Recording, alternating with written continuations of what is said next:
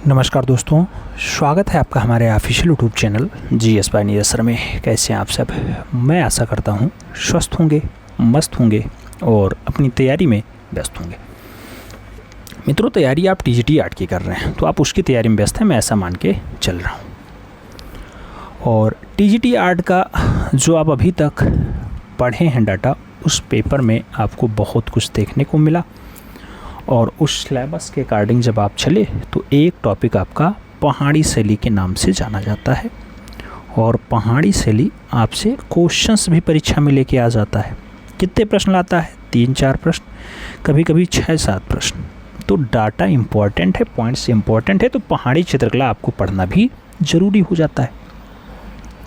अब मित्रों, पहाड़ी चित्रकला पढ़ें कैसे?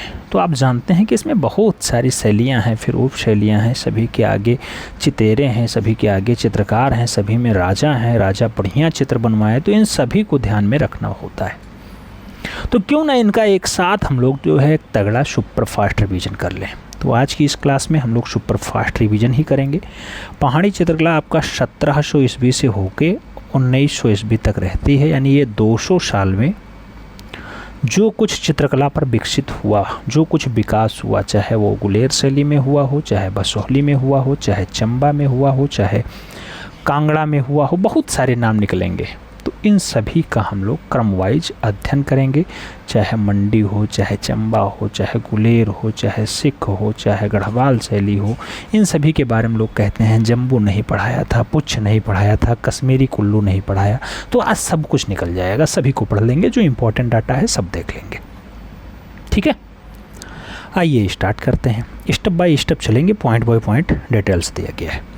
भारत के हिमालय क्षेत्र की तलहटी में जो राज्य बसे हैं उन्हें पहाड़ी राज्य कहा जाता है। जैसे नाम आए तो जम्मू कश्मीर, हिमाचल प्रदेश और उत्तराखंड आपके ये तलहटी वाले राज्य हैं, यानी इन्हीं को आप हिमालयी क्षेत्र कहते हैं, उन्हीं को आप पहाड़ी राज्य भी कह देते हैं। पहाड़ी चित्रकला की खोज पूछा जाता है तो मेटकाप महोदय ने कांगड़ा क्षेत्र में किया था। कांगड़ा आपका यही वाला बेल्ट होता है मित्रों, और कांगड़ा में एक बढ़िया चित्रकला भी पनपती है। आप जानते हैं कांगड़ा हिमाचल प्रदेश वाली शैली होती है और उसमें खूब ज़्यादा नाम आते हैं, भी आगे पढ़ेंगे। लेकिन ये याद रखिएगा कि पहाड़ी चित्रकला की खोज मेटकाफ ने की थी। आगे बढ़ें। कहा जाता है WG आर्चर ने अपनी पुस्तकें Indian paintings in the Punjab hills और एक पुस्तक का नाम क्या है, कांगड़ा पेंटिंग, के द्वारा पहाड़ी कला की विभिन्न शैलियों का विश्लेषण और अध्ययन किया। किसके द्वारा किया गया? WG आर्चर के द्वारा किया गया। किस में लिखे WG आर्चर? अपनी पुस्तकों में लिखे। पुस्तकों का नाम इंडियन पेंटिंग्स ऑफ द जो पंजाब हिल्स है, और दूसरा पुस्तक इनका कांगड़ा पेंटिंग्स है। इनमें इन्होंने अपने लेख लिखे। आगे बात करें, आगे कहा जाएगा पहाड़ी चित्रकला का विकास कैसा हुआ। तो मित्रों, पहाड़ी चित्रकला का जो विकास है, दिल्ली, आगरा, फतेहपुर सीकरी से निराश्रित कलाकार पलायन हुए और वहाँ पहुँचे तो उन्होंने अपना कार्य किया। तो इस टाइप से इसका विकास हो गया। औरंगजेब के आक्रोश से बचने के लिए दिल्ली दरबार के 2 चित्रकार, एक का नाम रामदास और उसका पुत्र है हरदास, ये गढ़वाल में आकर के बस गए। गढ़वाल आप जानते हैं इसी का हिस्सा है, और गढ़वाल शैली भी अभी आगे आप पढ़ेंगे। तो औरंगजेब के शासनकाल से आया, यानी मुगल से आए थे। आगे बढ़ेंगे। पहाड़ी चित्रकला के प्रमुख आश्रयदाताओं में बसोहली के राजा आते हैं कृपाल पाल, गुलेर के गोवर्धन चंद्र आते हैं और चंबा के उम्मेद सिंह राजा आते हैं। इसके साथ कुल्लू के एक राजा प्रीतम सिंह रहे हैं। ये लोग जो चित्रकार आए, पहाड़ी राज्यों में आए, तो उनको आश्रय दे दिया, अपने यहाँ रहने का स्थान दे दिया और चित्रकारिता करने की छूट दे दी। ये फ़ायदा मिल गया। और आगे बढ़ेंगे मित्रों, तो पहाड़ी कला की सर्वप्रथम जानकारी आनंद कोटिश कुमार स्वामी ने अपनी पुस्तक, एक पुस्तक है इनकी राजपूत पेंटिंग्स, जो 1916 में प्रकाशित होती है, इसमें इन्होंने दिया है। और पहाड़ी चित्रकला से संबंधित पुस्तकें खूब पूछी जाती हैं मित्रों, तो आपको याद रखना होगा ये सारी पुस्तकें। राजपूत पेंटिंग्स 1916 की है, AK स्वामी ने लिखी। हिमालयन आर्ट 1931 का है, JC फ्रेंच ने लिखी। कांगड़ा पेंटिंग्स 1952 में लिखी जाती है, WG आर्चर की है। और द पहाड़ी मिनिएचर पेंटिंग जो है, ये बहुत अच्छी रचना है। द पहाड़ी मिनिएचर पेंटिंग ये काल खांडला वाला की रचना है। पुस्तकें सब पहाड़ी चित्रकला से हैं, तो इन्हें याद रखने की आवश्यकता है। बाकी WG आर्चर की पुस्तक तो आप जानते हैं, Indian paintings in the Punjab hills और कांगड़ा पेंटिंग। तो बस इतना आप पहाड़ी पुस्तकें याद रखिएगा, पहाड़ी चित्रकारों की पुस्तकें। अब पहाड़ी चित्रकला को सर्वप्रथम दो भागों में आप बांटेंगे, किसके अकॉर्डिंग? आनंद कोटिच कुमारस्वामी के अकॉर्डिंग। एक तो आपकी उत्तरी चित्रकला होगी, दूसरी आपकी दक्षिणी चित्रकला होगी। पहाड़ी शैली किन दो शैलियों के मिश्रण से बनी है? तो मित्रों खूब पूछा जाएगा। मुगल से चित्रकार आए तो मुगल से बनेगी, दूसरा आपका राजस्थानी लोक कला से। तो मुगलिया प्लस राजस्थानी लोक कला अगर मिलती है तो वो पहाड़ी जन्म देती है, चाहे मुगलिया प्लस हिंदू कहे, राजस्थानी को आप हिंदू कला भी कई जगह लिखा मिलता है, तो आप मुगलिया प्लस हिंदू शैली कहे तब भी आप पहाड़ी शैली ही आंसर्स लगाइएगा।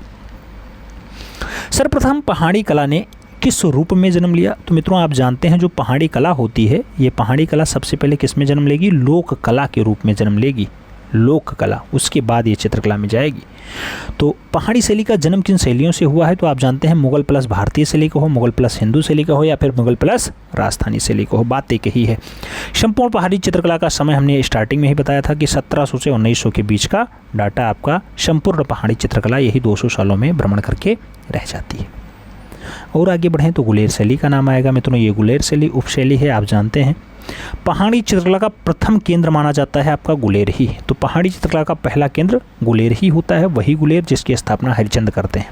एक चित्र आपको हम दिखाते हैं मित्रों, गुलेर शैली का गीत गोविंद का चित्र देख लो, पूछा जाता है गीत गोविंद का चित्रण हुआ, ये है आपका गीत गोविंद का चित्रण। देखो इधर कुछ नारियां हैं आपस में कुछ झुंड बना के, और पीछे कितना बढ़िया दृश्यांकन किया गया है पेड़ों के साथ सब कुछ। तो ये वाला दृश्य आपको कहाँ मिलता है मित्रों? ये आपका गुलेर शैली का सर्वोत्कृष्ट चित्र माना जाता है। आगे बढ़ें तो गुलेर की स्थापना किसने की? तो स्थापना आपको याद रखना होगा हरिचंद ने की। पहाड़ी कला में कांगड़ा शैली को उच्च स्थान और रूप रंग देने का काम किया गया था। तो गुलेर शैली के द्वारा ही कांगड़ा शैली को थोड़ा सा बढ़िया काम देने का प्रयास किया गया था।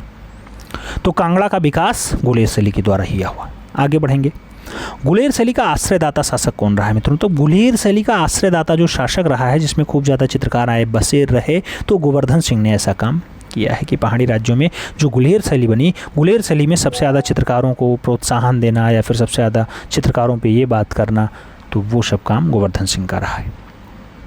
आगे बढ़ें, एक दृश्य देखते हैं, हुक्का पीता हुआ नायिका। ये मित्रों गुलेर शैली का बढ़िया दृश्य है, देखिएगा। ये हुक्का पी रही है नायिका, और हुक्का भी आपको दिखाई दे रहा होगा। यहाँ इधर नायिका है, इधर भी हुक्का जा रहा है, ये आपका बीच में हुक्का रखा हुआ है। तो इधर पाइप से इधर पी रहे हैं, इधर पी रहे हैं, इधर पी रहे हैं, ये सब आपका नायिका वाला दृश्य है। हुक्का पीता हुआ नायिका चित्र जो है गुलेर शैली का बढ़िया चित्र माना जाता है, याद रखिएगा। गुलेर शैली पे किस शैली का प्रभाव है मित्रों? तो मुगलिया शैली हावी है। गुलेर शैली पे मुगलिया शैली हावी है, क्योंकि आप जानते हैं जो पहाड़ी चित्रकला है वो पूर्ण रूपेण जो है केवल और केवल इधर उधर के चित्रकार आए तब जाके पहाड़ी शैली आगे बढ़ी। आप जानते हैं उसमें सबसे ज़्यादा जो चित्रकार आए उसमें आपका जब वहाँ औरंगजेब तंग करना स्टार्ट किया तो वहाँ के चित्रकार भागना स्टार्ट किए, तब जाके काम बना। तो ये मुगलिया शैली की देन है। नैनसुख कहाँ का निवासी था? तो मित्रों नैनसुख जो निवासी रहा है वो गुलेर का ही रहा है। और नैनसुख के बड़े भाई का नाम बताओ? तो नैनसुख के बड़े भाई मनुकू हैं। तो मनुकू नैनसुख ये सब बढ़िया चित्रकार हैं यहाँ के। नैनसुख के कितने पुत्र थे? तो नैनसुख के 4 पुत्र रहे। एक का नाम रांझा, दूसरे का नाम काम, तीसरे का नाम गौड़ और चौथे का नाम निक्का। गौड़ निक्का ज़्यादा किताबों में देखते होंगे, राजा काम का नाम कम आता है, लेकिन राजा काम निक्का गौड़ ये चारों पुत्र नैनसुख के ही हैं। नैनसुख बहुत अच्छा जो है गुलेर शैली का चित्रकार है। नैनसुख के पिता का नाम क्या था? तो पंडित शिव। पंडित शिव जो है ये नैनसुख के फादर थे, यानी निक्का गौड़ रांझा और काम के बाबा जी थे, याद रखिएगा। और आगे बढ़ेंगे मित्रों तो आगे कहा जाता है गुलेर शैली के अधिकांश चित्र किस ग्रंथों की घटनाओं पर आधारित हैं? तो गुलेर शैली में सबसे ज़्यादा जो चित्र है मित्रों वो महाभारत और रामायण की ग्रंथों पर आधारित हैं। महाभारत और रामायण की ग्रंथों से उद्धृत हैं, उसी से आधारित है। आगे बढ़ें, आगे कहा जाता है नायिका भेद संबंधी चित्र प्रारंभ किया। ये किस शैली में हुआ नायिका भेद का चित्रण? तो नायिका भेद का जो चित्रण हुआ है मित्रों ये गुलेर शैली में हुआ है, जहाँ का नैनसुख बहुत अच्छा चित्रा है। नैनसुख के साथ तो भाई निक्का भी है, उनके पिताजी आप जानते हैं ना, निक्का पिताजी है निक्का। अरे निक्का गौड़ रांझा काम ये नैनसुख के पुत्र हैं। आगे बढ़ेंगे, गुलेर से चंबा। गुलेर से चंबा कौन चित्रकार आया था? तो गुलेर से चंबा आके बस गया निक्का। निक्का चित्रकार किसका पुत्र था? नैनसुख का पुत्र था। आगे बढ़ेंगे, गुलेर शैली में रामायण के कितने चित्र प्राप्त हुए? ये क्वेश्चंस पूछा जाता है। तो गुलेर शैली में रामायण पर आधारित चित्रों की संख्या 14 है, याद रखिएगा। 14 चित्र प्राप्त हुए। गुलेर शैली का प्रसिद्ध चित्रकार कौन था? तो नैनसुख और मानुकू। नैनसुख और मानुकू, नैनसुख और मानुकू। नैनसुख और मानुकू कहाँ के चित्रकार थे मित्रों? तो आप जानते हैं गुलेर शैली के बढ़िया चित्रकार माने जाते हैं। नैनसुख और मानुकू दोनों भाई भाई हैं। आगे बात करें गुलेर शैली का रंग विधान कैसा है, तो मित्रों मुगलिया शैली जैसा रंग विधान यहाँ भी आपको देखने को मिल जाता है। और गुलेर शैली किसके समय चरमोत्कर्ष पर थी? मित्रों गुलेर शैली किसके समय चरमोत्कर्ष पे थी पूछा जा रहा है, तो गोवर्धन सिंह और दिलीप सिंह के समय ये अपने चरम पे रही है, शीर्ष पे रही।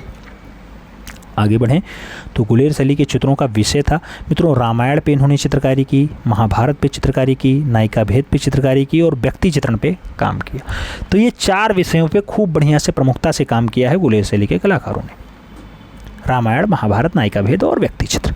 आगे बढ़ें, आगे कहा जाएगा गोल पहाड़ियाँ एवं कदली वृक्ष का चित्रकारी कौन सी शैली में हुआ, तो गोल पहाड़ी और कदली वृक्ष का जो अंकन है मित्रों ये गुलेर शैली में ही हुआ है, आपको याद रखना होगा। वही गुलेर शैली जहाँ पे मानकू हैं, वहीं जहाँ पे आपके नैनसुख बढ़िया चित्रकार हैं वहीं का है। आगे बढ़ेंगे, आगे पॉइंट आता है, कहा जा रहा है कला देवी का चित्र मिला है। कला देवी का चित्र गुलेर शैली में ही मिला है मित्रों। और कला देवी के हाथ कितने हैं, तो 15 हाथों को दर्शाया गया है, जो गुलेर शैली में बढ़िया चित्र माना जाता है कला देवी का। आगे पूछा जाए तो आगे कहा जाता है कला देवी चित्र में कितने चित्रकारों के नाम मिलते हैं, तो 15 चित्रकारों के नाम कला देवी वाले चित्र में देखने को मिल जाते हैं। और सिकरे के साथ महिला पूछा गया क्वेश्चन है, कौन सी शैली का है, तो सिकरे के साथ महिला वाला जो चित्र है मित्रों ये भी आपका गुलेर शैली का एक बढ़िया चित्र माना जाता है। समझते हुए चलिएगा, हर एक पॉइंट्स इंपॉर्टेंट्स हैं। आगे बात करें तो आगे कहा जाता है गुलेर शैली अपने अंतिम चरण में किस रूप में दिखाई देती है, तो कांगड़ा जैसी आ जाती है। क्योंकि कांगड़ा का विकास गुलेर से ही हुआ है, इसलिए हम बता रहे हैं कि गुलेर अपने अंतिम समय में जो पहुंचती है, अंतिम चरण में पहुंचती है, तो कांगड़ा के रूप में हो जाती है। इस टाइप से गुलेर के बारे में आपने देखा, जो गुलेर पहाड़ी चित्रकला का पहला केंद्र माना जाता है।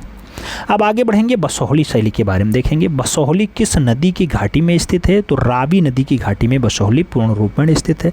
वर्तमान में बसोहली जो है ये जम्मू कश्मीर के किस जिले में है, तो जसरौठा जिले में आपको बसोहली देखने को मिल जाएगा। वही बसोहली जो लोक कला पे आधारित शैली होती है, याद रखिएगा। बसोहली किस राज्य के अंतर्गत, तो अभी जस्ट आपने देखा जम्मू कश्मीर के जसरौठा जिले में आता है। पहाड़ी चित्रकला में कौन चित्रकला प्राचीन है, तो मित्रों पहाड़ी चित्रकला में जो प्राचीन है वो बसोहली ही चित्रकला प्राचीन है। और बसोहली चित्रकला की खोज किसने की, तो जेसी फ्रेंच का नाम लगाइएगा, जेसी फ्रेंच का नाम खोज के लिए लगाइएगा। जबकि पहाड़ी शैली या पहाड़ी चित्रकला की खोज किसने की थी, तो मेटकाफ आपने कहा था। आगे बसोहली का संस्थापक माना जाता है, तो भूतपाल होते हैं। बसोहली का संस्थापक भूतपाल, गुलेर का संस्थापक हरिचंद है, याद ना, दिमाग में बैठा हुआ है। तो गुलेर का संस्थापक हरिचंद्र और भूतपाल जो है बसोहली का संस्थापक। आगे बढ़ें, बसोहली का विद्वान और कला प्रेमी शासक कौन रहा, तो ये कृपाल पाल जी रहे। विद्वान भी रहे हों, कला प्रेमी शासक रहे हों, कृपाल पाल जी। आगे बढ़ेंगे, आगे कहा जाता है बसोहली शैली में चित्रित प्रथम पुस्तक कौन सी है, तो रसमंजरी जो है ये बसोहली शैली की चित्रित पहली पुस्तक मानी जाती है। बसोहली शैली में रसमंजरी का चित्रण किया गया था, तो देवी दास ने किया है और पहली चित्रण पुस्तक माना जाता है। तो आप जानते हैं रसमंजरी का चित्रण किसने किया, देवीदास ने किया। आगे बढ़ें, बसोहली चित्रों का मुख्य विशेषता क्या रहा मित्रों, तो चक्षु चित्रण यानी आँखों का चित्रण, चक्षु चित्रण बहुत बढ़िया से रहा है, याद रखिएगा। आगे बसोहली कला का सर्वोत्तम विकास हुआ है, तो कृपाल पाल के समय सबसे ज़्यादा बसोहली आगे बढ़ी। बसोहली कला का संरक्षक और प्रवर्तक किसे कहा जाता है, तो संरक्षक मतलब उसे संरक्षण देना, कोई नुकसान न कर पाए, और प्रवर्तक मतलब जो आगे बढ़ाने का काम करता रहे मित्रों। तो ये कृपाल पाल के समय ही हुआ, इसीलिए कहा जाता है सबसे ज़्यादा विकास भी बसोहली का इन्हीं के समय हुआ। बसोहली का संसार चंद्र कहा जाता है मित्रों। बसोहली का संसार चंद्र किसे कहा जाता है, तो ये कृपाल पाल को कहा जाता है, उपनाम है ये, याद रखिएगा। आगे बढ़ेंगे तो और बसोहली के बारे में देखेंगे कि बसोहली में चित्रित रसमंजरी का चित्रण किस संग्रहालय में रखा हुआ है। आपने देखा था मित्रों कि बसोहली में जो पहली रचना आपकी बताई जाती थी वो कौन सी बताई गई, रसमंजरी बताई गई, जिसको देवीदास ने बनाया था। वो भारत कला भवन वाराणसी में है। भारत भवन ना लिखो, भारत कला भवन लिखो। भारत भवन तो आपका भोपाल में है, भारत कला भवन वाराणसी में है, याद रखिएगा। आगे कहा जाए तो बसोहली में शीश महल और रंग महल का निर्माण कराया था, तो मेदिनी पाल के द्वारा करवाया गया था। बसोहली में शीश महल और रंग महल मेदिनी पाल के द्वारा बनवाया गया। जम्बू शैली का विकसित रूप है, तो जम्बू शैली का विकसित रूप बसोहली शैली ही मानी जाती है, याद रखिएगा। और बसोहली शैली के अधिकांश चित्र किस पे आधारित होते हैं, तो बसोहली शैली के ज़्यादातर जो चित्र होते हैं मित्रों नायिका भेद पे आधारित होते हैं, बताया गया। आगे बढ़ें, बसोहली शैली के चित्रों का मुख्य विषय क्या रहा मित्रों, या किस पे आधारित रहा, तो आप जानते हैं मुख्य विषय लोक कला और इसके साथ साहित्य पे काम किया है। तो बसोहली शैली लोक कला और साहित्य पे आधारित रही है, याद रखिएगा। क्वेश्चंस को पूछा जाता है तो याद रखने की आवश्यकता भी पड़ती है। 1730 ईस्वी में बना गिरि गोवर्धन चित्र किस शैली का है? तो गिरि गोवर्धन वाला चित्र बसोहली शैली का ही है, 1730 की रचना है, याद रखिएगा। और आगे बढ़ते हैं तो कहा जाता है बसोहली शैली के समस्त चित्रों में किसके दर्शन होते हैं? तो मित्रों वैष्णव धर्म के दर्शन आपको बसोहली के चित्रों में देखने को मिल जाते हैं। और आगे बढ़ा जाए, आगे कहा जाता है बसोहली में शीश महल पर भित्ति चित्र किसने बनवाया था? तो शीश महल पे जो भित्तीय रचना बनवाई गई मित्रों, वो भित्ति चित्र महेंद्र पाल के द्वारा बनवाया गया। जो बसोहली का शीश महल है, अच्छा शीश महल माना जाता था, तो उसके भित्तियों का काम महेंद्र पाल का रहा है। आगे, किस शैली में पशुओं को दुबला पतला चित्रित किया गया? तो कौन सी शैली है जिसमें पशु बहुत दुबले पतले हैं? तो मित्रों बसोहली शैली में ही पशुओं को थोड़ा दुबला पतला दर्शाया गया है। और बसोहली शैली का सौंदर्य किस में दिखाई देता है? तो रंगों की सुंदरता में इसका सौंदर्य है, याद रखिएगा। रंगों की सुंदरता में बसोहली का सौंदर्य झलकता है। और आगे बढ़ेंगे तो बसोहली को पहाड़ों का 7 आश्चर्य कहा। मित्रों बसोहली को पहाड़ों का 7 आश्चर्य किसने कहा था? जेसी फ्रेंच ने कहा था। हो सकता कथन पूछ लिया जाए, आपको याद रखने की आवश्यकता है। बसोहली के सौंदर्य का सर्वप्रथम पहचान किसने किया? तो बसोहली के सौंदर्य जिसमें बहुत बढ़िया रंगों की सुंदरता है, उसका पहचान अजीत घोष के द्वारा किया गया है, याद रखिएगा। अजीत घोष ने सबसे पहले खोजा रंगों का सौंदर्य, यानी बढ़िया बताया। आगे बताएं, उखल बंधन वाला दृश्य खूब पूछा जाता है। उखल बंधन चित्र किस शैली का है? तो ये बसोहली शैली का बढ़िया चित्र माना जाता है। उखल बंधन आपका बसोहली शैली का है, जबकि कमला देवी वाला चित्र आपने गुलेर शैली भी पढ़ा था। शिखर के साथ महिला आपने गुलेर शैली पढ़ा था। आप ये तो जानते हैं कि गुलेर शैली ही लास्ट में कांगड़ा में परिवर्तित होती है। आगे बढ़ेंगे, बसोहली के चित्रकारों में नायिकाओं का चित्रण किस रंग में किया गया? तो जो नायिकाएं बनाई गई यानी नारियां बनाई गई वो बादामी रंगों में बनाई गई, बादामी कलर में बनाई गई। आगे, बसोहली का चित्र माखन चोर किस संग्रहालय में है मित्रों? तो एनसी मेहता संग्रहालय में माखन चोर वाला चित्र है। और आगे बढ़ेंगे तो और आगे जाते हैं तो कहा जाता है मित्रों नैनसुख कहाँ के बसोहली आया? नैनसुख कहाँ से बसोहली आया था मित्रों? जम्मू से आया था, बलवंत सिंह के यहाँ से आया था।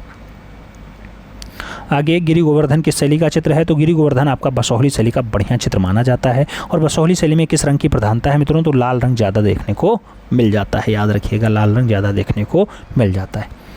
आगे बात करें तो आगे कहा जाता है बसोहली के चित्रकारों ने कितने प्रकार की नायिकाओं का चित्रण किया? मित्रों देखिएगा, बसोहली के चित्रकारों ने कितने प्रकार की? तो 3 प्रकार की नायिकाओं का चित्रण किया। स्वकीय, प्रक्रिया और सामान्य। स्वकीय, प्रक्रिया और सामान्य नारियों के बारे में इन्होंने बताया है। बसोहली शैली में गीत गोविंद का चित्रण किया था तो मानकू के द्वारा किया गया था। वही मानकू जो नैनसुख का बड़ा भाई था और गुलेर शैली में भी बढ़िया चितेरा था। आगे बात करेंगे, कहा जाता है बसोहली में किस प्रकार के रंगों का प्रयोग किया गया है? तो मित्रों लाल रंग चटक रंग होता है, इसलिए चटक रंगों का प्रयोग किया गया है। और आगे बढ़ें, कहा जाता है दुबली पतली गायों का चित्रण किस शैली में हुआ? तो बसोहली शैली में हुआ। बसोहली शैली में किस पशु का चित्रण ज़्यादा हुआ है? तो ढोरो पशु। ढोरो पशु मतलब गाय। तो गाय का चित्रण ज़्यादा हुआ है और दुबली पतली अवस्था में दर्शाने का काम किया गया है। आगे बात करते हैं मित्रों, आगे कहा जाता है विष्णु तथा उनके 10 अवतारों का चित्रण किस शैली में हुआ? तो विष्णु और उनके 10 अवतार जो दर्शाए गए वो बसोहली शैली में दर्शाए गए। वही जो लोक कला पे आधारित शैली होती है, जहाँ पे साहित्य से सबसे ज़्यादा चित्र बनते हैं मित्रों, तो उसी शैली में हुआ है। ये तो बात आपकी बसोहली की कंप्लीट होती है। वही बसोहली जो रावी नदी के किनारे होती है और जो सरौठा जिला जम्मू कश्मीर में पाई जाती है। ये तो काम आपका बसोहली का रहा। वही जेसी फ्रेंच जिसे खोजते हैं, भूतपाल जिसके संस्थापक होते हैं और कृपाल पाल सबसे बढ़िया प्रेमी शासक होते हैं। ये बात बसोहली की हो गई। अब बसोहली कंप्लीट करने के बाद कांगड़ा पढ़ेंगे मित्रों। कांगड़ा शैली की बात होती है। हिमाचल प्रदेश की प्रमुख शैलियाँ हैं कांगड़ा, चंबा, कुल्लू, मंडी, नूरपुर। इन सभी को भी पढ़ते हैं।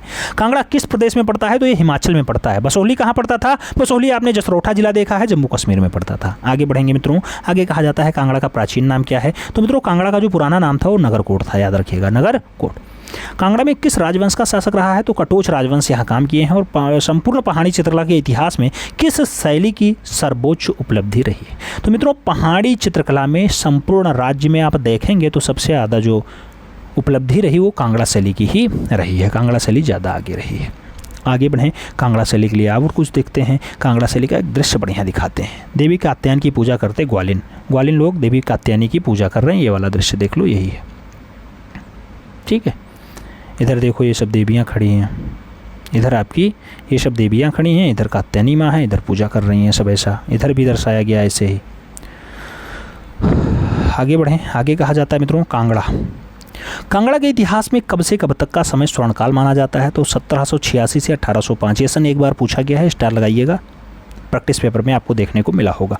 कांगड़ा के इतिहास का स्वर्णकाल क्या होता है? तो 1786 1805 का होता है मित्रों। और कांगड़ा की जो राजगद्दी होती है वो संसार चंद्र गद्दी पे कब बैठते हैं तो 1775 में बैठते हैं, याद रखिएगा 1775 में संसार चंद्र कांगड़ा की गद्दी पे बैठ जाते हैं।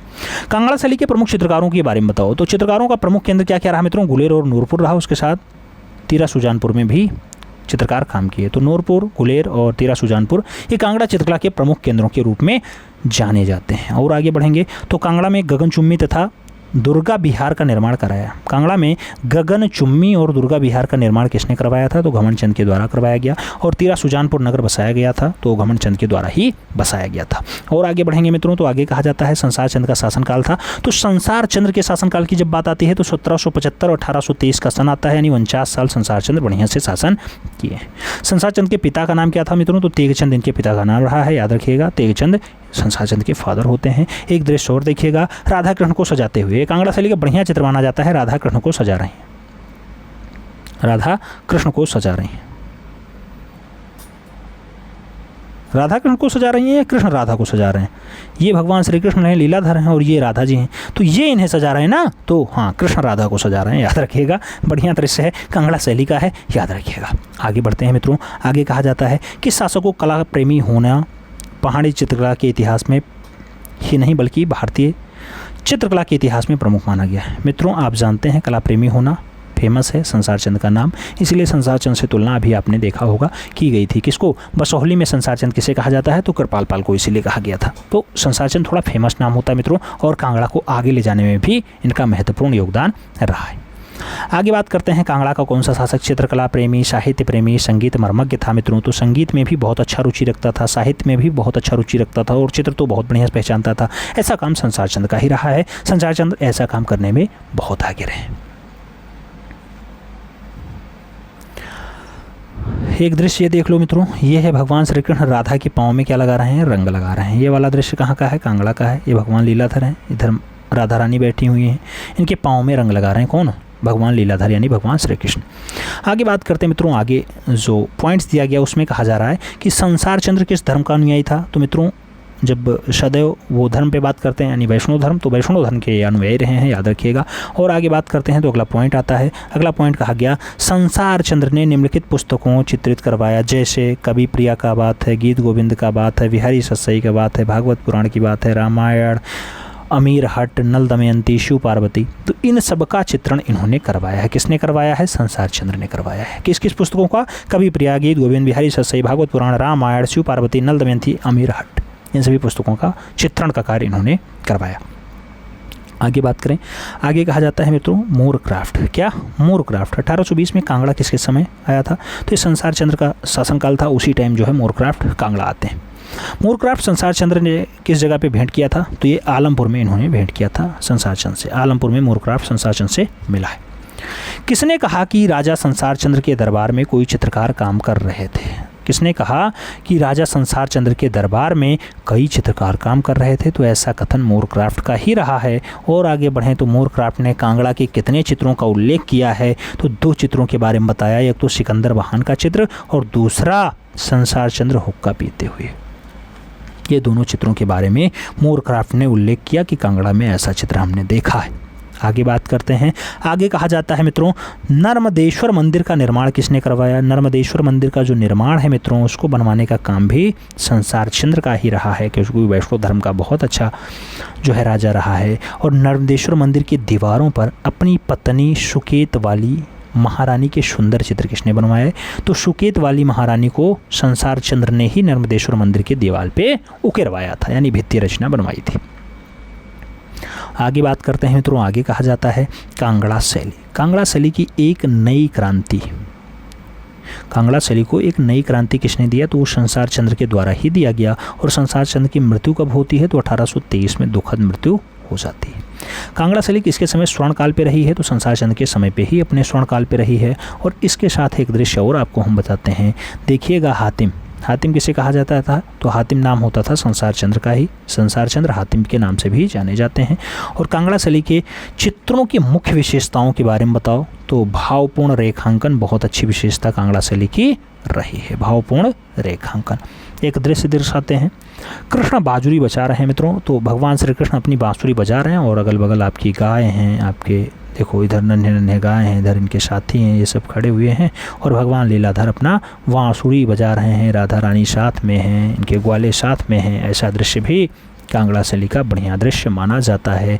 आगे बढ़ेंगे, आगे आता है कांगड़ा के चित्रों की तुलना किस बैलेड कविता से की जाती है? तो लॉरेंस विवियन की कविता से, लॉरेंस विवियन की कविता से कांगड़ा के चित्रों की तुलना की जाती है, याद रखिएगा। और आगे बढ़ते हैं मित्रों, तो आगे कहा जाता है कांगड़ा शैली किसका विकसित रूप मानी जाती है? तो कांगड़ा शैली जो विकसित रूप है मित्रों वो है गुलेर शैली का। ये आपको याद रखिएगा, क्योंकि आप जानते हैं जब गुलेर शैली अपने लास्ट पे पहुंची, चरम पे पहुंची, तो फिर वो कांगड़ा में परिवर्तित हो जाती है। तो कांगड़ा में पंजाब की लोक कलाओं पर आधारित किन ग्रंथों का चित्रण किया गया? तो हीर रांझा का चित्रण हुआ है, सोनी माहीवाल का चित्रण हुआ और मिर्जा साहेवाल का चित्रण भी कांगड़ा में हुआ है। तो ये पंजाब की लोक कलाएँ हैं, याद रखिएगा। और आगे बढ़ते हैं, आगे कहा जाता है राग रागनी के अंतर्गत विरहिणी और बसंत राग का सुंदर चित्रण किस शैली में हुआ है?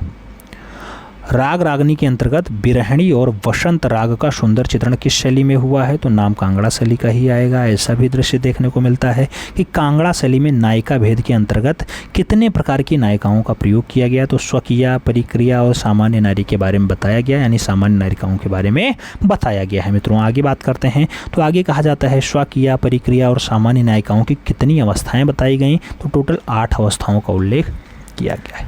कांगड़ा शैली में नायिकाओं की कितनी अवस्थाओं का चित्रण किया गया है मित्रों? तो आप जानते हैं स्वाधीनता पतिका इसका उल्लेख हुआ है, दूसरा उत्कंठिका नायिका इसका हुआ है, तीसरा आपका वाक सज्जा नायिका और चौथा आपका खंडिता नायिका है, जबकि पांचवा आपका प्रेषित पतिका नायिका है, जबकि छठवां आपका विप्लवधा नायिका के बारे में बताया गया और सातवां आपका अभिसार नायिका और आठवां आपका अभिसंधिका नायिका के बारे में बात की गई। यही 8 अवस्थाएं हैं जो स्वकीय, परिक्रिया और सामान्य नारियों की बताई जाती हैं, याद रखिएगा।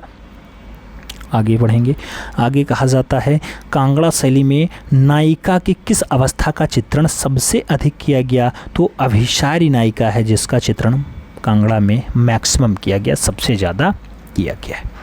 कांगड़ा की रंग योजना कैसी रही? तो मित्रों मुगलिया शैली जैसी रही है। मुगलिया शैली आप जानते हैं चटकोली रंग योजना के लिए जानी जाती है, इसलिए यहाँ पर भी लाल रंग की प्रधानता होगी। कांगड़ा शैली के चित्रों का मुख्य विषय क्या रहा? तो प्रेम रहा है, प्रेम को ज़्यादा दर्शाने का काम किए। संसार चंद्र की सेवा में रहने वाले 2 यूरोपीय कौन थे मित्रों? तो इनकी सेवा में ओब्रिया और इसके साथ जेम्स रहा करते थे। किसके सेवा में? संसार चंद्र की सेवा में। सिकंदर महान का चित्र किस शैली में बना? तो कांगड़ा शैली का ही है। कांगड़ा शैली में भागवत पुराण और रसिक प्रिया किसे चित्रित किया है? तो परखू के द्वारा चित्र किया गया है। परखू ने रसिक प्रिया और भागवत पुराण का चित्रण कांगड़ा शैली में किया है। आगे बात करते हैं मित्रों, पूछा जाता है कांगड़ा में किन 2 चित्रकारों का नाम प्रमुखता से लिया जाता है? तो एक तो फुत्तू, दूसरा आपका कुशनलाल। कुशनलाल और फुत्तू कांगड़ा शैली के अच्छे और उत्कृष्ट चितेरे माने जाते हैं, तो इसलिए इनका नाम बहुत बढ़िया से लिया जाता है। और ये दोनों के दोनों किसके पुत्र हैं मित्रों? दोनों के दोनों नहीं, धूमन के फुत्तू और परखू 2 पुत्र थे। फुत्तू और परखू, फुत्तू और परखू ये दोनों के दोनों किनके चित्र थे? तो ये धूमन के चित्र थे, याद रखिएगा। अभी आपने देखा था कि किसका कांगड़ा का भागवत पुराण और रसिक प्रिया किसने चित्रित किया था? तो यही परखू के द्वारा किया गया था, परखू के द्वारा। ठीक है, तो ये धूमन का पुत्र था परखू और फुत्तू। रंगीन रेखाओं की कला किसे कहा जाता है? तो कांगड़ा शैली को रंगीन रेखाओं की कला कहा जाता है, याद रखिएगा। और आगे बढ़ते हैं, तो आगे कहा जाता है प्रेमी के आगमन का संदेश देता कौवा का चित्रण किस शैली में किया गया? प्रेमी के आगमन का संदेश देता कौवा का चित्रण कांगड़ा शैली में ही किया गया है। कांगड़ा किन 2 शैलियों से बनी हुई है मित्रों? तो राजस्थानी और मुगलिया के मिश्रण से कांगड़ा बनती है। और संसार चंद्र के कला प्रेम की चर्चा किस अंग्रेज यात्री से किया गया? तो मूर क्राफ्ट से किया गया है, याद रखिएगा। कांगड़ा में जो संसार चंद्र जी प्रेम करते थे कला को, उसकी चर्चा जो है किसने की? तो मूर क्राफ्ट के द्वारा की जाती है। पूछा जाता है क्वेश्चन इसलिए कराया जा रहा है मित्रों। कहा जा रहा है संसार चंद्र को किस कलाओं से अत्यधिक प्रेम था? तो ललित कलाओं से इनको प्रेम थोड़ा ज़्यादा रहा है, याद रखिएगा। संसार चंद्र कितनी अवस्था में गद्दी पे बैठते हैं? तो 10 वर्ष की अवस्था में गद्दी पे संसार चंद्र बैठ जाते हैं, 10 वर्ष की अवस्था में। सजनू किस चित्रण में निपुण था? भित्तीय चित्रण के लिए सजनू जाना जाता है। सजनू भित्तीय चित्रण के लिए जाना जाता है, याद रखिएगा। धूमन के 2 पुत्र फरखू और फुत्तू। आगे बढ़ें, आगे कहा जाता है कांगड़ा शैली के चित्र किस कागज़ पर बने? मित्रों आप जानते हैं कांगड़ा शैली में जो चित्रण बना कागज़ पर बना, और जो कागज़ बना भूरे सियालकोटी का कागज़ आता था। भूरे सियालकोटी के कागज़ पे कांगड़ा शैली में खूब ज़्यादा चित्रकारी हुई है, याद रखिएगा। कांगड़ा शैली के चेहरे अगर पूछे जाएं कितने चश्म के हैं, तो एक चश्म चेहरे की प्रधानता कांगड़ा शैली में देखने को मिली है। और परखू को संसार चंद्र के दरबार का सर्वाधिक निपुण चित्रकार किसने बताया, तो बेडन पाविल के द्वारा ऐसा कहा गया कि परखू जो है संसार चंद्र का सबसे बढ़िया और सबसे अच्छा कला प्रेमी शासक के साथ साथ एक परखू के साथ संसार चंद्र सबसे बढ़िया चित्रकार भी रखा है, यानी परखू संसार चंद्र के दरबार के सबसे बढ़िया चित्रकार माने जाते हैं बेडन पाविल के अनुसार। आगे कहा जाता है कांगड़ा शैली का चित्र जो है वो रंगीन बसंती किसके आगमन की सूचना देता है। तो मित्रों कांगड़ा शैली का एक चित्र है रंगीन बसंती या फिर रंगीनी बसंती। तो रंगीनी बसंती की जब भी बात आए तो वो बसंत के आने की सूचना दे देता है कि बसंत आ रहा है। और आगे बढ़ते हैं, इंद्रधनुषी रंगों का प्रयोग किया गया। इंद्रधनुषी रंगों का प्रयोग कांगड़ा शैली में हुआ है। चटक रेखाओं का प्रयोग भी कांगड़ा शैली में देखने को मिलता है। रेखाओं की लयात्मकता और गतिशीलता की शैली की विशेषता बताई जाती है, तो ये कांगड़ा शैली की ही विशेषता बताई जाती है। और आगे देखेंगे तो कांगड़ा शैली के प्रमुख चित्रकारों की बात आएगी, उसमें नैनसुख का नाम आएगा, परखू का नाम आएगा, फुत्तू का नाम आएगा, सजनू का नाम आएगा, धूमन का नाम आएगा, मनकू का नाम आएगा, कुशन लाल और शिवराम का भी नाम आता है। ये सब कांगड़ा शैली के बढ़िया बढ़िया चितहरे बताए जाते हैं। अब थोड़ा सा आगे बढ़ेंगे और आगे बढ़ेंगे तो चंबा शैली आएगी। मित्रों चंबा शैली के बारे में पढ़ते हैं। बहुत सारे लोग कह रहे थे कि अगली बार चंबा नहीं पढ़ाया गया था। चंबा का एक दृश्य देख लो, यशोदा के साथ कृष्ण, ये यशोदा के साथ भगवान श्री कृष्ण है। देख पा रहे हैं आप लोग, नहीं देख पाए? इधर माँ यशोदा, इधर भगवान श्री कृष्ण लीलाधर, इधर भी दृश्य है, इधर भी दृश्य है। तो ये सब दृश्य आपका है और ये आपका जो है ये चंबा शैली का बढ़िया चित्र माना जाता है। अब चंबा की बात कर लेते हैं मित्रों। तो चंबा राज्य की स्थापना 10वीं शताब्दी में हो जाती है, ये याद रखिएगा। और चंबा चंबा चंबा, तो चंबा किस प्रदेश के अंतर्गत आता है? हिमाचल प्रदेश के अंतर्गत चंबा आता है। अभी लेटेस्ट में आपने देखा होगा बहुत ज़्यादा कोहराम मचा हुआ था। सुखविंदर सिंह सुक्खू यहाँ से सीएम है और अभी त्राहिमाम चल रहा था क्योंकि बारिश के प्रकोप से झेल रहा था। आगे बात करेंगे। आगे कहा जाता है चंबा किस पर्वत शिखर के मध्य अवस्थित है मित्रों? तो उतंग पर्वतमाला के बीच चंबा आपका स्थित होता है। चंबा किसके लिए प्रसिद्ध है मित्रों? तो प्रसिद्धि रूमालों के लिए है। चंबा रूमाल पेंटिंग के लिए बहुत बढ़िया जाना जाता है। चंबा का कला प्रेमी शासक कौन रहा? तो उम्मेद सिंह रहे। नाम कई बार पूछा गया है, याद रखिएगा। चंबा का प्रसिद्ध चित्रकार कौन रहा? निक्का रहा मित्रों। निक्का कहाँ का? चंबा का बढ़िया चित्रकार रहा है। चंबा का चित्रकार निक्का रहा है। निक्का निक्का निक्का निक्का आप जानते हैं। निक्का के फादर का नाम नैनसुख। आगे बढ़ते हैं। आगे कहा जाता है गुलेर से चंबा कौन सा चित्रकार आके बसा था? तो गुलेर से चंबा आया था निक्का ही। अक्खड़ चंडी महल की आधारशिला किसने रखी? तो अक्खड़ चंडी महल की जो आधारशिला रखी गई वो उम्मेद सिंह के द्वारा ही रखी गई, याद रखिएगा। रंग महल का निर्माण किसने करवाया? तो रंग महल को बनवाने का काम उम्मेद सिंह का ही रहा है। इसके साथ साथ मित्रों चंबा का नामकरण किस साहिलवर्धन राजा की पुत्री के नाम पर पड़ा था? मित्रों साहिलवर्धन राजा हैं चंबावती, और चंदावती के नाम पे पड़ा है, ठीक है। चंबावती किसकी पुत्री हैं? साहिलवर्धन के राजा। तो इनके नाम पे चंबावती के नाम पे चंबा नाम पड़ता है, याद रखिएगा। चंबा रंग महल के भित्ति चित्रों को किस संग्रहालय में स्थानांतरित किया गया है? तो राष्ट्रीय संग्रहालय दिल्ली जो है इसमें इसके भित्ति चित्रों को स्थानांतरित करने का काम किया गया है। और चंबा में रूमालों पर कौन सी कला दिखाई जाती है मित्रों? तो कसीदाकारी जो होता है वो चंबा में रूमालों पर खूब बढ़िया किया जाता है। तो ये कला आपको देखने को मिल जाती है। रूमालों का काम चंबा में कब से आरंभ हुआ? तो 1782 से 1828 तक चंबा में रूमालों पर काम खूब बढ़िया हुआ है। चंबा को प्रोत्साहन किस राजा ने दिया है? तो राज सिंह के द्वारा दिया जाता है। आगे बढ़ेंगे। चंबा कलम का उदय कब माना जाता है? आपसे पूछा जाता है। तो चंबा कलम जब उदय होती है तो 17वीं सदी लग जाता है, याद रखिएगा। चंबा के किस कलाकार का घर चित्रित किया गया? तो चंबा के किस चित्रकार का घर चित्रित किया गया? तो मंगलू और दुर्गा का जो है दृश्य दर्शाने का काम किया गया है। उनका घर भी चित्रित किया गया है। और आगे बढ़ते हैं। तो चंबा शैली के भित्ति चित्रों को प्रकाश में लाने का काम किस तरह? तो चंबा शैली में जो भित्ति रचना हुई है उसको एनसी मेहता ने प्रकाश में लाया, याद रखिएगा। एनसी मेहता। खेलते हुए श्री कृष्ण का चित्र जो है चंबा शैली का बढ़िया चित्र माना जाता है। आप देख सकते हैं खेलता हुआ कृष्ण का चित्र ये है और चंबा शैली का बढ़िया चित्र माना जाता है। और आगे बढ़ेंगे मित्रों। आगे कहा जाता है चंबा के रंग महल में कितने पैनल चित्र बनाए गए हैं? तो चंबा के रंग महल में 134 चित्र बनाए गए हैं। 134 याद रखिएगा। पैनल पे कितने चित्र हैं? 134। आगे बढ़ें। आगे कहा जाता है चंबा शैली का आरंभ किसके समय हुआ? तो उदय सिंह के समय इसका आरंभ होता है, उदय सिंह के समय। और चंबा में मानव आकृतियाँ प्रायः कैसी बनाई गई? तो खड़ी हुई मानव आकृतियों को दर्शाने का काम चंबा में किया गया है। और आगे बढ़ेंगे तो आगे कहा जाता है भूरी सिंह संग्रहालय की स्थापना किसने किया? तो JPH बोक के द्वारा भूरी सिंह संग्रहालय की स्थापना की जाती है। किसके द्वारा की जाती है? JPH बोक के द्वारा की जाती है। चंबा में रामायण पर आधारित चित्र किसने बनाया? तो रामायण पर आधारित चित्र तारा सिंह के द्वारा बनाया गया। तारा सिंह के द्वारा बनाया गया। चंबा में चित्रकला का विकास कब से दिखाई देता है? तो 17वीं सदी से आपको चंबा थोड़ी सी विकसित रूप में देखने को मिल जाती है। और आगे बढ़ें तो चंबा शैली का विषय पूछा जा रहा है, क्या रहा है मित्रों? तो आप जानते हैं पूरी पहाड़ी शैली में सबसे ज़्यादा दृश्यण इसी पे हुआ है, वो कृष्ण लीला चंबा का भी चित्रण विषय रहा। चंबा शैली में कितने प्रकार के चित्रों का निर्माण हुआ है? तो रूप चित्र और पौराणिक चित्र, इस 2 टाइप्स के चित्र यहाँ देखने को मिलते हैं। तो रूप चित्र और पौराणिक चित्रों पे खूब ज़्यादा काम चंबा में हुआ है। रुमालों पे जो चित्रकारी हुई है आप जानते हैं। चंबा शैली किसके समय अपने स्वर्णकाल पे रही है? तो चढ़त सिंह जब यहाँ के राजा थे तब चंबा अपना शीर्षकाल दिख रहे थे। तो चा से चंबा, चा से चढ़त। जो चंबा शैली अपने स्वर्णकाल पे चढ़त सिंह के समय रही है, याद रखिएगा। चंबा शैली का दूसरा श्रेष्ठ चित्रकार कौन था मित्रों? तो वंशीधर और कृष्ण जो है ये दोनों चंबा शैली के बढ़िया वाले चित्रकार माने जाते हैं, वंशीधर और कृष्ण, याद रखिएगा। आगे नैनसुख किस शैली के चित्र बनाने में प्रसिद्ध थे? तो नैनसुख मुगल वंश का बढ़िया सा चित्र बनाने के लिए जाने जाते थे। और आगे बढ़ा जाए तो आगे कहा जाता है चंबा शैली के सर्वाधिक चित्र किस संग्रहालय में रखे हैं? तो भूरी संग्रहालय चंबा और राष्ट्रीय संग्रहालय दिल्ली, इन दोनों जगह आपको चंबा के ज़्यादा चित्र देखने को मिल जाते हैं। चंबा की चित्रकला किससे प्रेरणा पाकर के फली फूली आगे बढ़ी? तो चंबा की चित्रकला भी लोक कला से प्रेरणा पाकर के फूली फली और आगे बढ़ी, यानी इससे काम हुआ।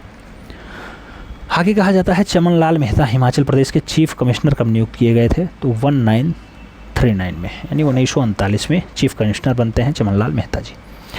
चंबा के रंग महल के भित्ति चित्र किसने बनवाए थे मित्रों? तो दुर्गा और तारा सिंह के द्वारा बनवाया गया था। दुर्गा और तारा सिंह ने चंबा के रंग महल में भित्ति रचना करवाई थी।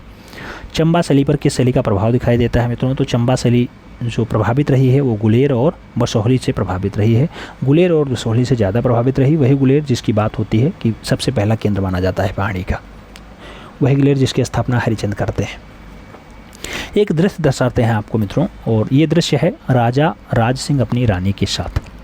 देखो बढ़िया महल है, राजा राज सिंह है, इनकी रानी है, इधर राज सिंह इधर रानी, इधर राज सिंह इधर रानी, और ये सब इनकी दासियाँ दर्शाई गई हैं ना बढ़िया रंग महल के पीछे। तो ये दृश्य आपका चंबा शैली का है, याद रखिएगा। थोड़ा देखते हैं चंबा शैली में भित्तीय चित्रण किन महलों और मंदिरों में हुए? तो मित्रों चंबा शैली में जो चित्रण हुआ भित्ती का वो कौन से में हुआ? रंग महल में हुआ। और रंग महल के साथ साथ आपका दृश्य आएगा, उसमें आपका नाम आता है कि अखंड चांडी महल में हुआ, अखंड चांडी महल में हुआ। इसके साथ लक्ष्मी नारायण मंदिर में हुआ, और देवी कोठी इसके साथ शक्ति मंदिर में भी आपको भित्तीय रचना देखने को मिल जाती है। तो मित्रों अखंड आर्चील महल, रंग महल, लक्ष्मी नारायण मंदिर, देवी कोठी और उसके साथ शक्ति मंदिर में जो है चंबा शैली का चित्रण हुआ है, भित्तीय रचना हुई है। आगे बढ़ा जाए तो आगे कहा जाएगा चंबा के 2 प्राचीन मंदिर कौन थे? तो चंबा के जो 2 प्राचीन मंदिर रहे हैं मित्रों, दोनों प्राचीन मंदिरों की बात हो तो श्री हरिहर नाथ मंदिर और लक्ष्मी नारायण मंदिर, ये दोनों प्राचीन मंदिर चंबा के रहे हैं। हरिहर नाथ मंदिर और लक्ष्मी नारायण मंदिर दोनों चंबा के प्राचीन मंदिरों में रहे हैं। चंबा में 2 चित्रकार वंश कार्य करते थे। तो एक तो आपका वंशीधर कार्य करता था, दूसरा कृष्ण का वंश कार्य करता था। एक तो वंशीधर करते थे, दूसरा कृष्ण का वंश करता था। तो चंबा में ये दोनों चित्रकार के काम में आए। कला की घाटी कहा जाता है। कला की घाटी किसे कहते हैं? चंबा को ही कहते हैं। तो कला की घाटी चंबा को ही कहा जाता है, याद रखिएगा। वही चंबा जो 10वीं शताब्दी में अस्तित्व में आता है हिमाचल प्रदेश में। अब आगे बढ़ा जाए, आगे मंडी शैली के बारे में बात करेंगे। आगे हम लोग मंडी शैली की बात करेंगे मित्रों। मंडी शैली की अगर बात होती है तो मंडी शैली के चित्र किस शताब्दी के मिलते हैं? तो 17वीं शताब्दी में आपको मंडी का चित्र देखने को मिल जाएगा। और 17वीं शताब्दी मिला इसलिए पहाड़ी का हिस्सा हुआ। जेसी फ्रेंच ने अपनी पुस्तक हिमालयन आर्ट के मंडी के किस राजा का चित्र प्रकाशित किया था? तो राजा सिद्धसेन को उन्होंने हिमालयन आर्ट में दर्शाया है। किसने दर्शाया? जेसी फ्रेंच ने दर्शाया। आगे बढ़ा जाए मित्रों तो आगे कहा जाता है मंडी शैली में रामायण का चित्रण किसने किया है? तो रामायण का चित्रण मंडी शैली में किसने किया है? कपूर गिरी के द्वारा किया गया। कपूर गिरी के द्वारा रामायण का चित्रण किया गया है। किस वाले में? मंडी शैली में। वही मंडी जो 17वीं शताब्दी में अस्तित्व में आती है। आगे बात किया जाए, कहा जाता है कपूर गिरी द्वारा चित्रित रामायण की प्रति किस संग्रहालय में है? तो मित्रों राष्ट्रीय संग्रहालय नई दिल्ली में है, वहाँ पर रखा हुआ है कपूर गिरी वाला रामायण का चित्रण। आगे कहा जाता है, आगे पूछा गया जलवा और टरेना की काली मंदिरों में किसने भित्तीय चित्र बनवाया है? तो जलवा और टरेना की काली मंदिरों में जालिम सेन के द्वारा भित्तीय रचना मेंटेन कराई गई। जालिम सेन ने भित्तीय रचना करवाई है। और आगे बढ़ा जाए तो आगे आएगा मित्रों, और आगे क्या कहा जाएगा? आगे कहा जाएगा आपसे कि मंडी शैली में पाश्चात्य कला के प्रभाव से कितनी आयामी प्रभाव आरंभ हुआ? तो त्रयामी प्रभाव देखने को मिलता है। मंडी शैली में किस कला का प्रभाव दिखाई देता है? तो लोक कला और पाश्चात्य कला दोनों हावी होते दिखाई दे रहे हैं। तो मंडी शैली में लोक कला भी है और पाश्चात्य कला भी देखने को मिल जाता है, इसलिए मंडी से क्वेश्चंस बनता है। एक दृश्य आपको दर्शाता है, राजा शमशेर सेन एक बच्चे से प्यार करते हुए, मंडी शैली का दृश्य है, देख लेना। राजा इधर बैठे हैं, प्यार कर रहे हैं, ये राजा हैं लेटे अवस्था में, ये बच्चा है, प्यार कर रहे हैं। ये सब दास दासियां हैं अगल बगल दरबार में, समझ लो। तो ऐसा दृश्य आपका मंडी शैली का बढ़िया दृश्य माना जाता है। याद रखिएगा, मंडी अंग्रेजी शासन के अंतर्गत कब आया? तो मंडी अंग्रेजी शासन के अंतर्गत 1846 में आया। सजनू कहाँ का मूल निवासी था? तो सजनू मूल रूप से कांगड़ा का निवासी रहा है, वही कांगड़ा जिसे अभी आपने पढ़ा, और कांगड़ा से खूब ज़्यादा प्रश्न भी बंडलों में आपने उठाया है, ढकेला है। जहाँ संसार चंद्र गद्दी बैठते हैं 1775 में, वो है कांगड़ा। राजा केशव सेन के चित्र किस कला पर प्रभावित होते हैं? तो राजा केशव सेन के चित्र पर जो है कौन सी कला हावी हो जाती है? लोक कला हावी हो जाती है। और आगे बढ़ेंगे तो मंडी शैली का सबसे प्राचीन चित्र कौन सा माना जाता है? तो मंडी शैली का सबसे पुराना वाला चित्र जो माना जाता है, राजा केशव सेन का रूप चित्र ही है। राजा केशव सेन का रूप चित्र ही माना जाता है। मित्रों, थोड़ा सा एक शार्ट नोट्स बनाते हुए चलिएगा तो समझ में सब आ जाएगा, नहीं तो यही डाटा आप 2-3 बार सुन लीजिएगा तब भी याद हो जाएगा। सजनू ने हमीरहट चित्रावली के कितने चित्र ईश्वरी सेन को दिए थे? तो हमीरहट के 21 चित्र ईश्वरी सेन को सजनू ने दे दिए थे। मंडी शैली पूर्ण रूप से विकसित कब हुई? मित्रों 1750 में विकसित हुई है। और जो आपका डाटा आ रहा है उसमें कहा जा रहा है भारी मुखमंडल और छोटा कद की शैली की मुख्य पहचान है। बड़ा सा मुखमंडल हो और कद जो है छोटा हो यानी नाटा हो तो मंडी शैली की पहचान है। ऐसा चित्र देखो तो समझ लो मंडी का ही है। आगे बढ़ा जाए तो मंडी में अंग्रेजी शासन के समय बना पहला चित्र कौन सा था? तो राजा बलबीर सेन कुर्सी पर बैठे हैं, ऐसा दृश्य मंडी वाला बताया जाता है। राजा बलबीर सेन के समय कौन चित्रकार प्रसिद्ध था? तो मोहम्मद बकस का नाम उस टाइम बहुत बढ़िया चलता था। मोहम्मद बकस बहुत बढ़िया चित्रकार थे राजा बलबीर सेन के समय। आगे कहा जाता है मंडी के शीश महल पर भित्तीय चित्र किसने बनाया? मित्रों तो मंडी के शीश महल पर भित्तीय चित्र जो बनाया गया वो सजनू के द्वारा ही बनाया गया। सजनू यहाँ पर बहुत अच्छा नाम रहा है और सजनू के साथ खूब ज़्यादा क्वेश्चंस भी पूछा जाता है। सजनू के साथ खूब ज़्यादा क्वेश्चंस भी पूछा जाता है। आगे बात करें, सजनू ने कुल्लू के किस महल पर त्रिपुरी सुंदरी का भित्तीय चित्र बनाया? तो सजनू ने शीश महल पर त्रिपुरी सुंदरी या फिर त्रिपुरा सुंदरी का चित्र बनाया है। क्वेश्चन इंपॉर्टेंट है, स्टार लगा लीजिएगा। अगला पॉइंट कह रहा है हमीरहट चित्रावली किसने चित्रित किया? तो सजनू ने ही हमीरहट चित्रावली को भी बनाया है। आगे बात करें, आगे कहा जाता है सजनू किस चित्रण में सिद्धस्त था? मित्रों तो भित्तीय चित्र के लिए सजनू का नाम बहुत प्रमुखता से लिया जाता है। और मंडी शैली के 2 प्रमुख चित्रकार, तो एक तो आपको कर्पूरगिरी है, दूसरा मोहम्मदी और तीसरा दौलत। तो मंडी शैली के बढ़िया बढ़िया चित्रकारों में कर्पूरगिरी का या फिर कपूरगिरी का नाम आएगा, मोहम्मदी का नाम आएगा और दौलत का नाम आता है। तो इस टाइप से आपने मंडी के बारे में देखा। वही मंडी जो आपका कांगड़ा वाला के आसपास आ जाता है। तो इस टाइप से आपने मंडी के बारे में देखा। ये कपूरगिरी वही व्यक्ति है मित्रों, आप जानते हैं कपूरगिरी ने ही रामायण पे आधारित चित्र बनाया था। रामायण पे आधारित मंडी में चित्र बनाया था। तो ये समझ में आ गया। अब मंडी के बाद किसे देखेंगे? कुल्लू को देखेंगे। कुल्लू के बाद फिर आपकी कश्मीरी, फिर पोच, फिर जम्बू, ऐसे आगे बढ़ते चलेंगे। कुल्लू शैली की बात कर लेते हैं। कुल्लू शैली, सर्वप्रथम कुल्लू की कला का उल्लेख किसने किया? तो जेसी फ्रेंच के द्वारा सबसे पहले कुल्लू कला का उल्लेख किया गया है। जेसी फ्रेंच ने कुल्लू कला की जो चित्रण है मित्रों उसमें उल्लेख किया है, तो पुस्तकों में उल्लेख किया। और वो पुस्तक कौन सी है? तो हिमालयन आर्ट पुस्तक है। तो हिमालयन आर्ट पुस्तक में कुल्लू कला के बारे में जेसी फ्रेंच ने बताया। किसने बनाया? जेसी फ्रेंच ने बताया। आगे बढ़ें, कुल्लू शैली का जन्म कब माना जाता है? तो मित्रों 17वीं सदी में कुल्लू भी अस्तित्व में आती है। 17वीं सदी। कुल्लू शैली का जन्म किसके समय हुआ था? तो जगत सिंह के समय कुल्लू अस्तित्व में आई है। तो जगत सिंह का नाम भी आपको याद रखने की जरूरत है। कुल्लू शैली का एक दृश्य कृष्ण और गोपियाँ देख लो, भगवान लीलाधर हैं और गोपी कृष्ण कहाँ हैं? बीच में ये भगवान श्री कृष्ण हैं, दोनों साइड गोपियाँ हैं, मोर ओर का दृश्य है, ये कुल्लू शैली का दृश्य माना जाता है।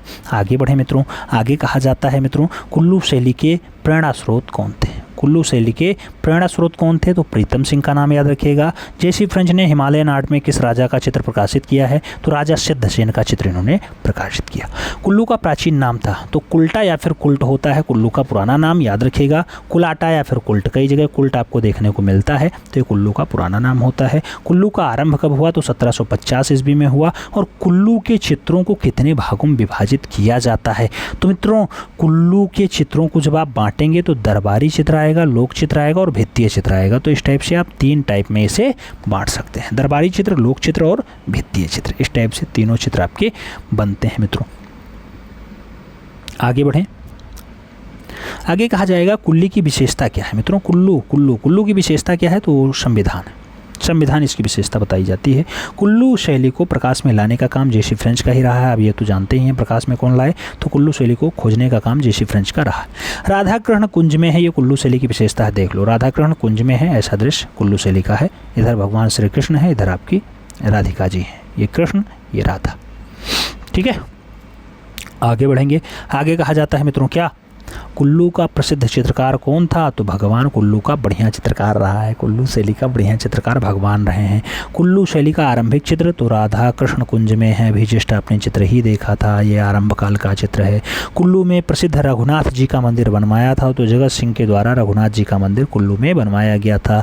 और आगे बढ़ेंगे तो पतंग और कबूतर उड़ाती स्त्रियों को किस शैली में चित्रित किया गया? तो पतंग और कबूतर उड़ा रही हैं स्त्रियां, ऐसा दृश्य कुल्लू शैली में ही बनाया गया, कुल्लू शैली में ही चित्रित किया गया।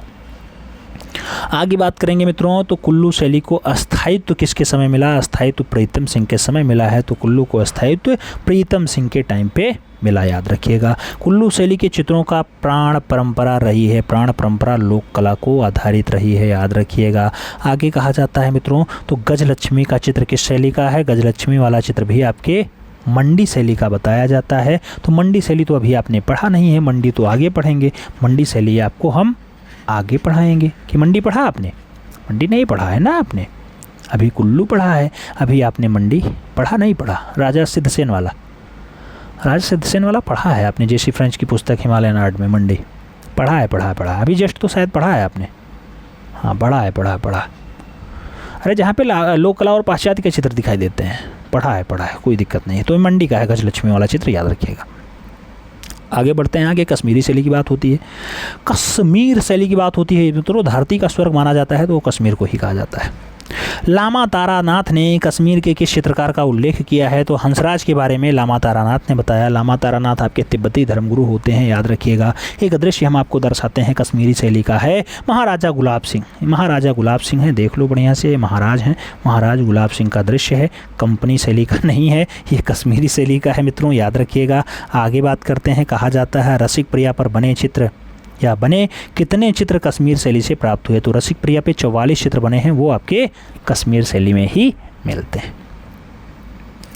आगे बात करें, आगे क्या कहा जाता है मित्रों? कहा जाता है कि शीलभद्र चरित्र नामक जैन पोथी का चित्रण किस शैली में हुआ? तो जो शीलभद्र चरित्र है मित्रों, इसका चित्रण कश्मीरी शैली में ही हुआ है, या कश्मीर शैली में ही माना जाता है। शीलभद्र चरित्र चित्रण किसने किया था मित्रों? तो शालीवाहन के द्वारा किया गया है। शालीवाहन ने शीलभद्र चरित्र पोथी को चित्रित करने का काम किया। और आगे बढ़ें तो आगे कहा जाता है हंसराज किस विधा में पारंगत था?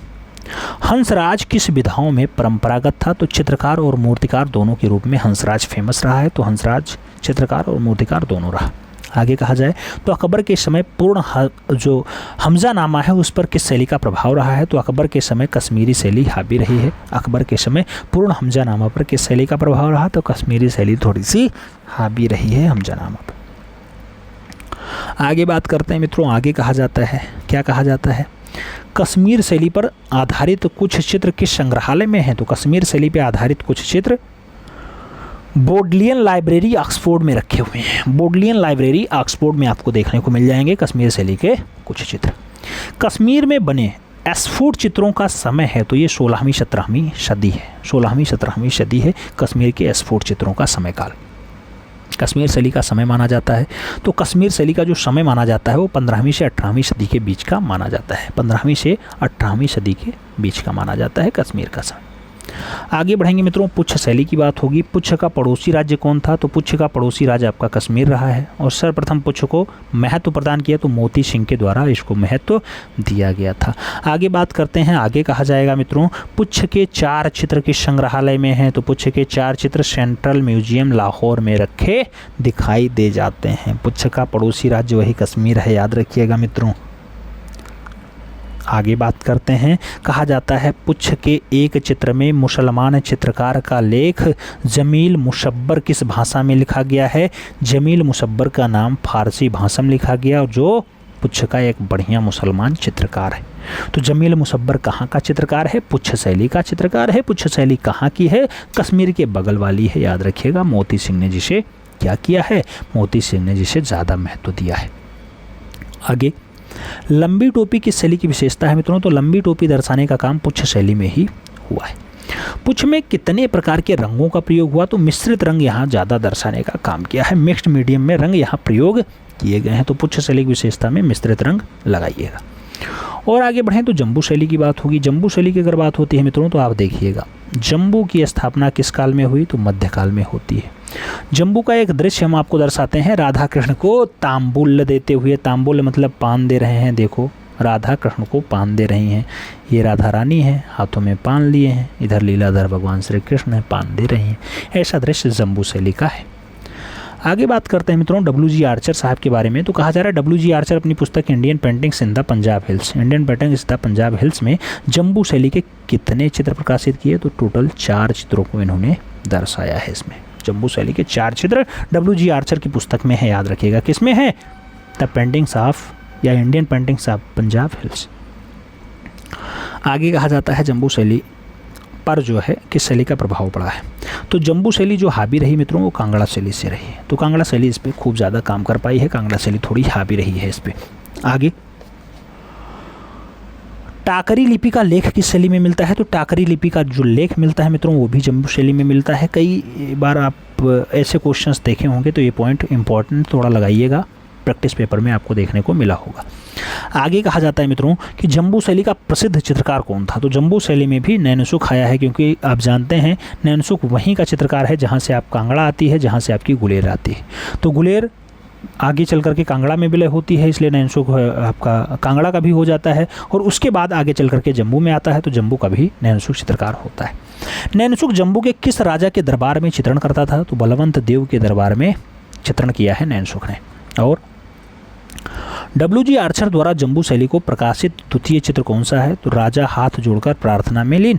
राजा हाथ जोड़े हुए हैं, प्रार्थना में लीन है, ऐसा जो है चित्र जम्मू कश्मीर शैली का है, जम्बू शैली का है और W.G. आर्चर की पुस्तक में देखने को आपको मिल जाता है। वही W.G. आर्चर जिनकी पुस्तक Indian painting in the Punjab hills है उसमें है। आगे, जम्बू शैली के अंतर्गत सोनी माहीवाल का चित्र सबसे पहले किसने बनाया था? तो नैनसुख ने ही सोनी माहीवाल का चित्र जम्बू शैली में बनाया है। The art of India and Pakistan पुस्तक के लेखक कौन है? तो ब्रेसिल ग्रे हैं। The art of India and Pakistan पुस्तक किसकी है? ब्रेसिल ग्रे की है। आगे बात करेंगे मित्रों W.G. आर्चर ने अपनी पुस्तक में Indian paintings in the Punjab hills Jammu शैली के कितने चित्र प्रकाशित किए? तो 16 चित्रों को दर्शाने का काम जम्बू शैली का रहा है।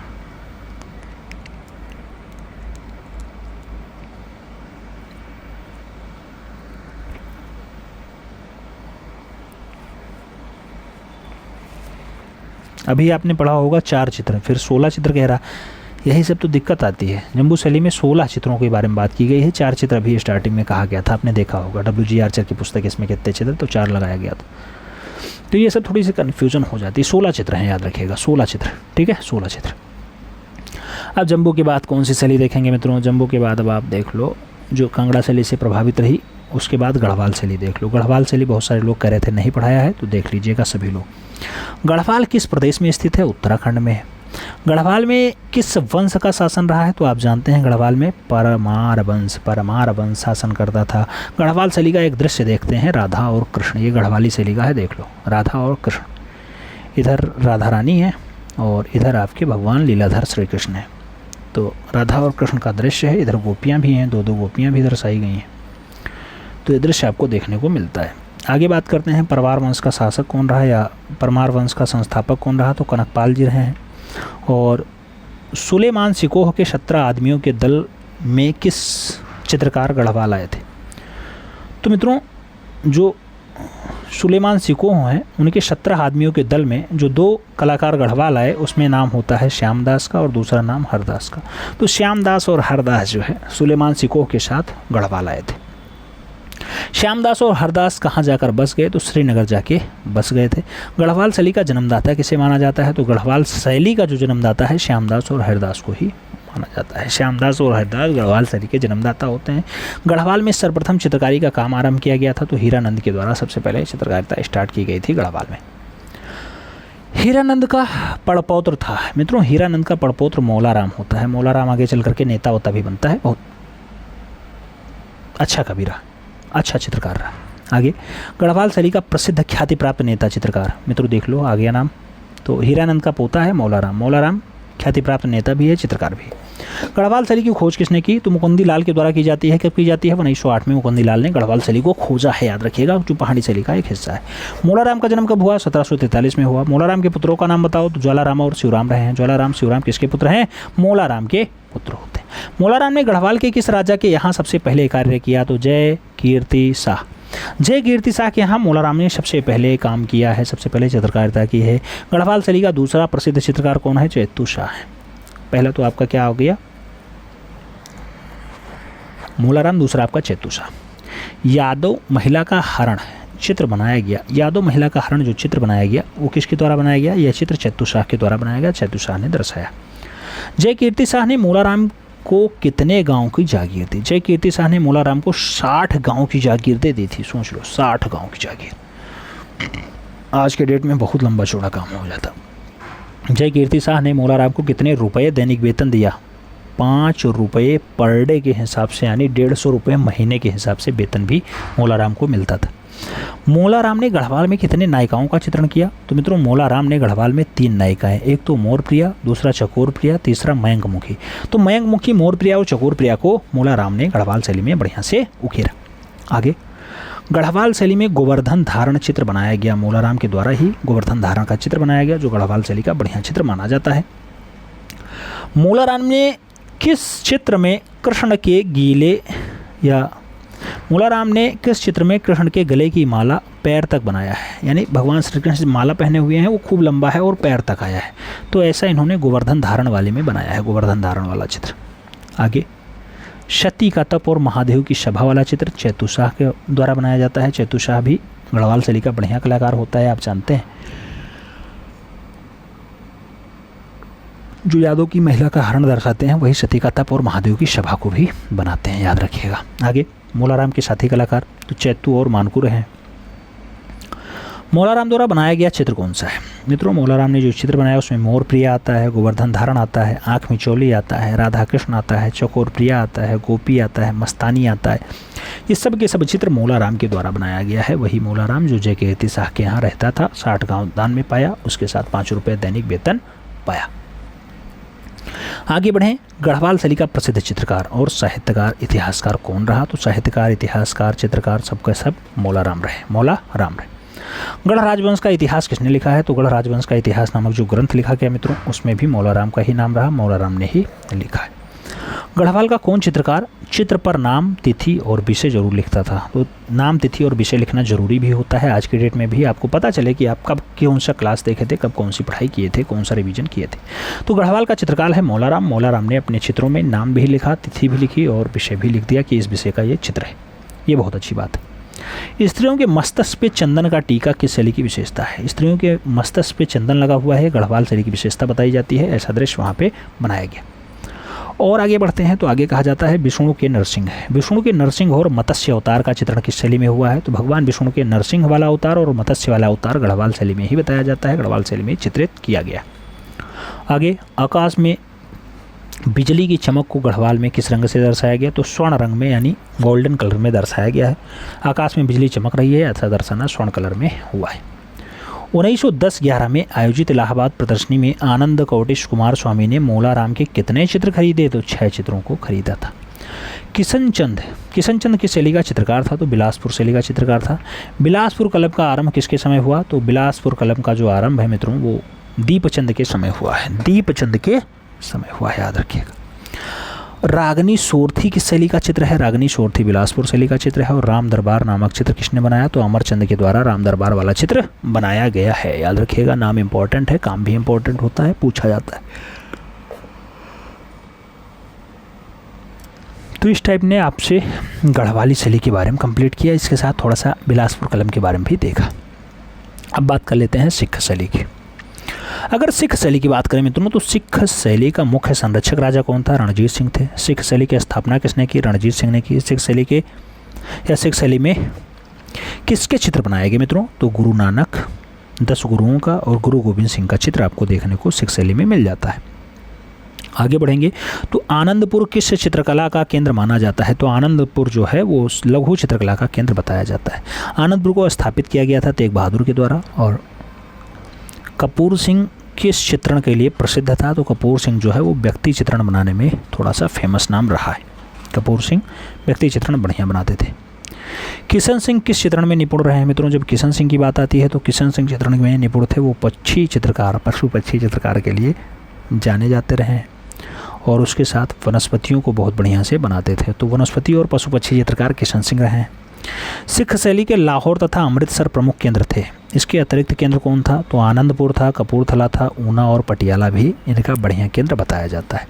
तो आनंदपुर, कपूरथला, ऊना, पटियाला किसके केंद्र हैं मित्रों? तो ये सिख शैली के अच्छे केंद्र बताए जाते हैं, लेकिन लाहौर और अमृतसर के बाद। आगे बात करें, आगे क्या आता है? आगे कहा जाता है कि सिख शैली के प्रमुख चित्रकार थे। मित्रों जब सिख शैली के आप चित्रकार ढूंढेंगे तो सिख शैली का बढ़िया चित्रकार आता है केहर सिंह, कपूर सिंह, किशन सिंह, बिशन सिंह। तो बिशन सिंह, किशन सिंह, कपूर सिंह और केहर सिंह कहाँ के चित्रकार हैं मित्रों? सिख शैली के चित्रकार हैं। वही सिख शैली जिसको रणजीत सिंह के द्वारा स्थापित किया गया था, बढ़िया संरक्षण दिया गया था, और जहाँ पे गुरु नानक और गुरु अर्जुन देव, गुरु गोविंद सिंह का चित्र ज़्यादा बना है, उसके बारे में बात की गई। तो ये सब उन्हीं काल के चितेरे हैं, सिख शैली के चितेरे हैं। आगे,